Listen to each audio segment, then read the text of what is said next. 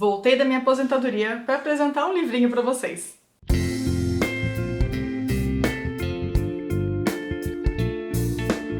Oi gente, aqui é May do Chá de Prosa. Eu sei que faz bastante tempo que a gente não se vê, mas hoje eu tô aqui a convite da editora Morro Branco para falar para vocês sobre o livro Salmo para um Robô Peregrino, da Becky Chambers, que é o volume número 1 da série Monge, o Robô. Ele é o lançamento da editora e eu fui convidada para dar a minha opinião, porque é um livro que tem muito a ver com tudo que eu lia, comigo, com vocês. E depois da leitura eu tenho certeza que realmente, gente, esse convite veio num momento muito bom, porque eu acho que esse é o tipo de livro que eu gostaria de voltar aqui pra recomendar pra vocês. Ele é um livro super curtinho e ele conta a história de um universo futurista, não sei se posso dizer uma distopia, não é exatamente uma distopia, nenhuma utopia. Ele é só um mundo futurista mais realista, assim, mais neutro, em que os robôs, eles se libertaram do nosso controle, eles não trabalham mais para os humanos, eles estão livres vivendo na selva. Os robôs, eles se tornaram as criaturas selvagens e os humanos, que foram reduzidos ali a alguns redutos sem tanta tecnologia, sem tantos aparelhos, eles estão vivendo uma realidade completamente diferente, em que a natureza se mescla muito mais com a nossa tecnologia, mas também sem robôs, assim,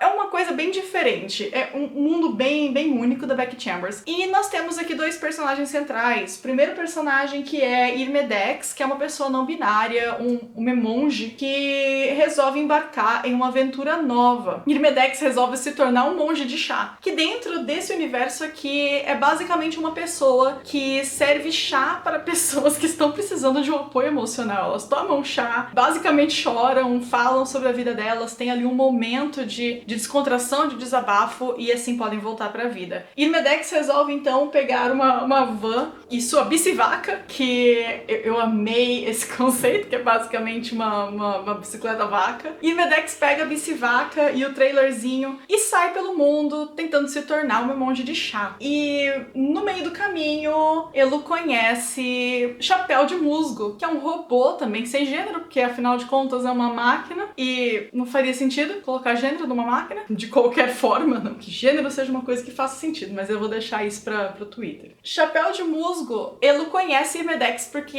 Elo também está em uma missão no caminho oposto. Enquanto Irmedex está indo em direção à selva, onde habitam os robôs nesse universo, para um momento ali que Elo sente que precisa, o Chapéu de Musgo está fazendo o caminho contrário e indo da selva pro meio dos humanos, em que Elo gostaria de fazer algumas investigações e conhecer um pouquinho mais sobre o que os humanos precisam. É um livro bem filosófico, em que a gente tem basicamente apenas esses dois personagens, tem alguns outros personagens que aparecem, mas são apenas para algumas cenas pontuais, e os dois únicos personagens que realmente ficam na história são Irmedex e Chapéu de Musgo. Chapéu de Musgo que tem esse nome justamente porque os robôs, no momento em que eles acordam, eles recebem o nome da primeira coisa que eles veem. E Chapéu de Musgo viu um cogumelo, Chapéu de Musgo. Eu acho que é um cogumelo. Todos os robôs da história mencionados têm nomes muito peculiares. E uma coisa que eu gostei bastante nesse livro, que eu acho que foi o primeiro livro aqui no Brasil que eu li com essa proposta, ele foi escrito em inglês. E em inglês, o pronome usado tanto para Irmedex quanto para Chapéu de Musgo é they. Eu sou professora de inglês desde 2011, então agora eu vou fazer uma pausa no falar do livro para falar um pouquinho para vocês sobre o uso de pronome neutro no inglês, para vocês entenderem como a editora adaptou de uma forma que para mim foi bem satisfatória para o nosso idioma. O uso do they no inglês vocês devem ter aprendido como plural, eles, que é o que a gente vê na maioria dos casos. Acontece que o pronome they também é previsto para a linguagem neutra. Isso já faz muito tempo, há décadas esse pronome é usado para neutro quando você não sabe o gênero da pessoa. Por exemplo, alguém fala para você my teacher, e teacher no inglês não tem um gênero, então qual pronome você vai usar? Você vai deduzir que é she ou he? Não, você vai usar they, porque ele é o pronome neutro. E ele é conjugado da mesma forma que ele seria no plural, inclusive. Isso existe na gramática inglesa há muito tempo, então não venham aqui me dizer que isso é uma adaptação, que criaram coisa e que estão usando o pronome errado, porque isso tá totalmente dentro da prática da gramática inglesa, que foi como eu aprendi há muito tempo, quando eu estava estudando inglês, para lecionar. A gramática avançada que normalmente a gente não vê na escola. Eu gosto de passar isso para meus alunos porque eu acho muito importante, mas incrivelmente não é um conteúdo que aparece nos livros mais básicos e intermediários do inglês. Voltando aqui então para a adaptação feita pelo tradutor Fábio Fernandes, e as escolhas escolhas que a editora tomou, eles resolveram usar os pronomes elo e delo para descrever tanto o Irmedex quanto o Chapéu de Musgo, o que eu achei uma escolha muito corajosa da editora, porque eu nunca tinha visto um livro escrito com elo, delo aqui no Brasil, mas de qualquer forma foi uma escolha que vem já da necessidade de se manter um pronome neutro dentro dessa história que foi escrita com pronomes neutros. Então, por mais que o elo, delo ainda não tenha sido exatamente acoplado na nossa gramática portuguesa, a gente tem no inglês o they, que é um pronome neutro. Então eles não tinham como traduzir esse livro sem usar um pronome neutro, porque de qualquer forma eles não têm como inferir qual é o gênero do personagem escrito pelo Beck Chambers. E eu achei que foi muito corajoso, porque de qualquer forma a língua é viva, a língua serve para nos atender. Então, se havia aqui a necessidade de um pronome neutro, nós pegamos a língua e fazemos com que ela atenda a nossa necessidade. É para isso que serve o idioma. Então qualquer comentário fugindo muito disso vai ser deletado e bloqueado, como vocês sabem que eu não tenho vergonha de fazer aqui neste canal. Continuando, eu achei esse livro absolutamente lindo. Eu tava um pouco ressabiada de voltar aqui pra vocês depois de basicamente 2 anos sem fazer um vídeo, com uma publi, mas ele foi um livro que eu realmente gostei demais. Eu acho que não só pelo ambiente que mistura numa fantasia, eu consigo ver um pouco de fantasia nele, porque ele não aborda a questão científica, então eu não acho que se encaixe como um livro de ficção científica. A proposta dele não é falar sobre a tecnologia de Chapéu de Musgo e o que aconteceu com os robôs nesse universo na questão tecnológica,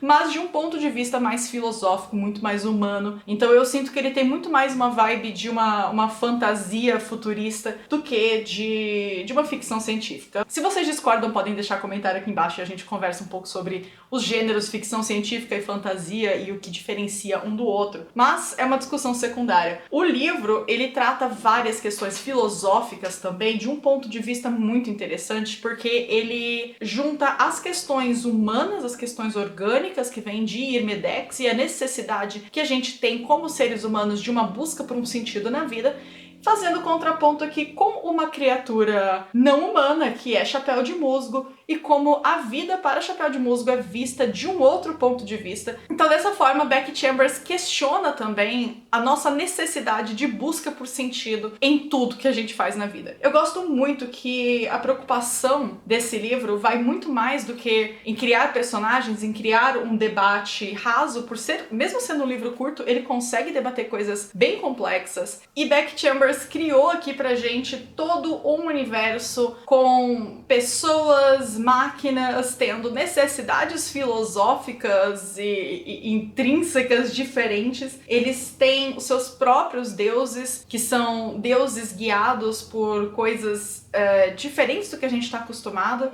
É uma sociedade politeísta, sim. E Irmedex é fiel a Alalai, que é o deus urso. Eu acho muito bonito, eu até fiz várias anotações aqui sobre os deuses, mas eu acho que seriam detalhes que não fariam tanto sentido para vocês ouvirem de mim e fazem mais sentido quando lidos na história. Então eu recomendo muito que vocês busquem a leitura de Salmo para um Robô Peregrino. Em inglês, o título original é bem parecido, ele é A Psalm for the Wild Build, que eu acho muito bonita a questão do Wild Build, que seria construído de uma forma selvagem, porque eu acho que tem tudo a ver com os robôs, que são as criaturas selvagens desse universo aqui. Recomendo muito a leitura para você que tá buscando um livro curto, mas que tenha um sentido por trás, muito mais do que o entretenimento que ele traz, com certeza, mas também umas questões para discussão. Ele é um livro muito interessante para trabalhar com adolescentes também. Ele é super tranquilo, não tem nada demais, ele é muito mais filosófico. Eu acho que é um livro que poderia inclusive ser adotado em escolas para discutir as mudanças do idioma português para nós, para discutir a questão da adaptabilidade do idioma referente ao que a gente precisa como pessoas dentro de uma sociedade, e também um livro muito bom para discussões filosóficas. Então, se você tem um adolescente, se você é adolescente, esse daqui é um livro maravilhoso para você ler. E se você também é um jovem ou um adulto que gostaria de ter contato com um universo bem diferente, a série Monge Robô parece ser uma pegada bem legal para você. Com certeza eu vou continuar querendo ler essa série. Esse daqui é só o volume 1, e se a editora quiser me chamar para falar sobre os próximos volumes da série, eu estou aceitando. Eu nem falei para eles isso ainda, estou falando agora em vídeo. Já estão informados, Morro Branco, de que estou super disponível para falar falar sobre os outros livros da série, se vocês quiserem. Eu espero que vocês tenham gostado desse vídeo, gente. Eu sei que eu tô sumidíssimo do canal, mas vocês me encontram, como sempre, lá no Twitter, falando várias abobrinhas e, enfim, falando sobre a minha escrita também, que tá andando, e em breve espero ter notícias para vocês sobre isso. Meu Twitter é